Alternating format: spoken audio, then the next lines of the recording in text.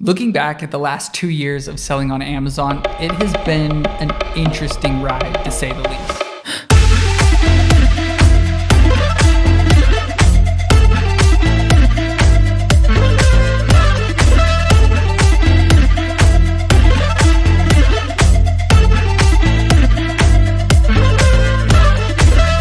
When I first started selling, I was like most of you probably were, absolutely amazed at all the videos that I saw of people doing absolutely insane numbers in sales per month, like sometimes doing my entire year's salary in a month of sales on Amazon.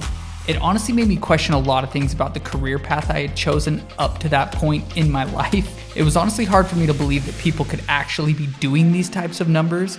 But here it was again and again and again and again, videos of people telling me that I could quit my 9-to-5 and be doing 5 figures per month in sales, and all I needed to do was figure out a product to sell on Amazon. So that's exactly what I did. Unfortunately for me, but also maybe fortunately, I had just recently been laid off from my job at a startup marketing agency, so I really had nothing to lose. I found a mentor who was selling a course and immediately went to work in sourcing and finding my very first product, knowing nothing about it. You may have heard me talk about this product in a previous video, but this is what it looked like. Needless to say, I had absolutely no idea what I was doing when I was trying to sell this product, but I was absolutely 100% certain that this product was going to make me $10,000 per month. You could not have convinced me otherwise at the time. Fast forward a couple months and hundreds of dollars spent unwisely. I didn't necessarily have the $10,000 to show for it.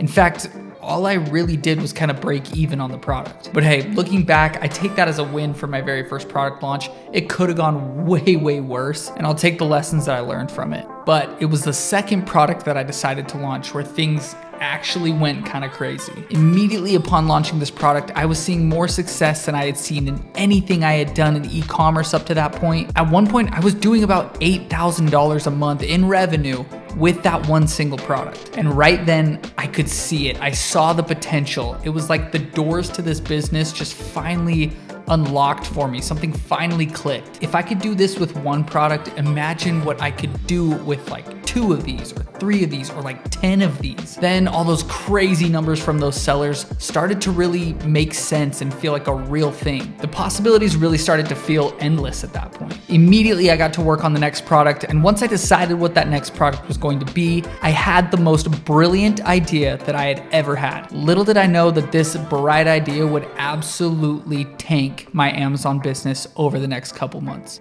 My big, great idea was that if I wanted to get 5 or 6 products doing what the last product was doing, all I needed to do was launch 3 or 4 products at the same time. By doing that and kind of just taking the leap, taking that financial risk up front, I felt like I was betting on myself. I was taking a risk on myself, putting all my eggs in this one basket and really truly believing that instead of taking, a year or 2 to launch these 4 products, if I just did it all at once, I could see all of that success immediately. Now, in theory, this is a great idea, assuming that all of those products launch and are successful. But this is where I learned a very valuable lesson in my entrepreneur journey, where a lot of times you hear bet on yourself, just go all in, take the risk, make the leap, all that kind of stuff. And that is true to a degree.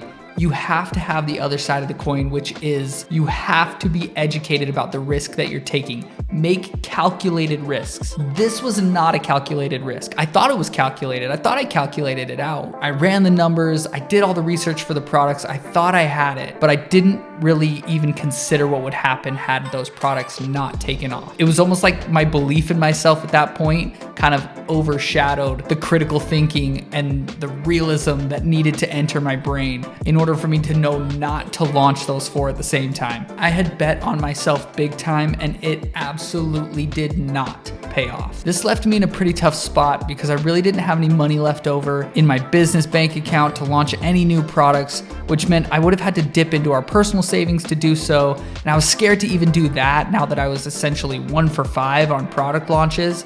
And that's not really what you would call all-star numbers. I was pretty devastated at this point, and I knew that in order to survive, I was going to need to pivot. It was at this point that I really started to realize something. I typically like to be the type of person who puts out more content than I consume, but I still do consume a fair amount of content. And I noticed in my algorithm, I was seeing a lot with drop shipping, a lot with Amazon FBA, a lot with TikTok shop and e-commerce in general. And again and again and again, every time I would see these entrepreneurs or these gurus or these sellers, not all of them, but a lot of it felt like a quick cash grab.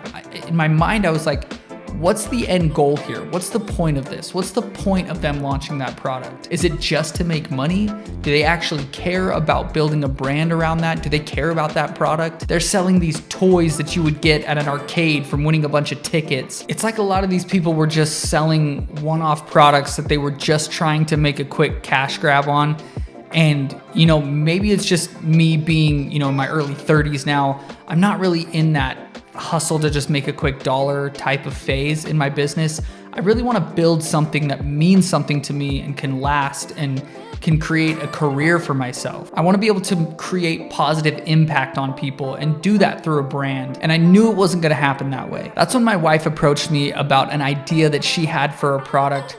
She'd been thinking about this for a long time, and it was always kind of something that we had talked about, but nothing that we had really ever taken action steps on. Eventually, long story short, I might make another video about how this company actually got started. So we had this prototype of this product built out for a while. We've been using it for a couple years, never really thought to do much of anything with it. But finally, when the idea came that this was something that we cared enough about, wanted to build a product brand around, and something that could create positive impact on a market, that's when we decided to jump into action with it. We ordered a sample, and as soon as we got that sample, we knew we were onto something. Since then, we've put a lot of focus into this brand. We put a lot of IP into this brand with securing trademarks, going after patents, unique sourcing through our manufacturers, really focusing on branding and building out this product line that we feel like we really want to go all the way with.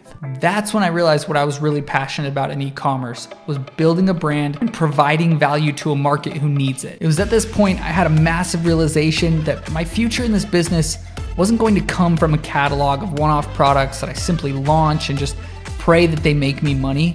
I realized that I wanted to provide real value to people with a brand that actually meant something to me and in turn would mean something to them. Something that I could build, something that I could take not only on Amazon, but use all of the knowledge and skills I gained over the course of my career and focus those efforts into one product and one brand. And I finally knew exactly what that was going to be. So when I look back at my Amazon journey, you might ask, starting from where I was to where I am now, do I have any regrets? And I've asked myself this a couple times, and the answer always comes back as no. I've seen some big wins in this business and some equally as big losses.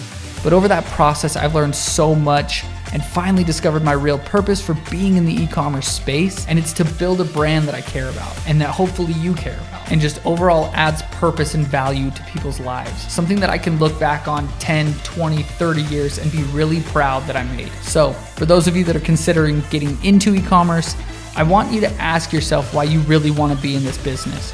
Because I can tell you firsthand, it's not clicking a couple buttons on your laptop while you sit at the beach, making 5 figures a month passively. It is a grind, and it can be a fun grind, but only if you really know what you are doing. Think about what you want to be doing in 5 years. Do you see a path with that in e-commerce? Does it help you reach your goals? If you do and you want to continue to get better at e-commerce and find ways to start a business and make some money for yourself, then that is exactly why I started this channel for people like you. I will continue to share my journey and everything that I learn along the way, all the pivots, all the wins, all the losses, hopefully providing value to you and your business growth. All you have to do is subscribe and come along for the ride. Thank you guys so much for watching. I appreciate everybody that subscribes to this channel, that comments, that likes the videos, that interacts in any way. YouTube's always been a passion of mine, and I'm grateful for this channel, grateful for the community that we built here. I'm excited to keep it going. See you in the next one.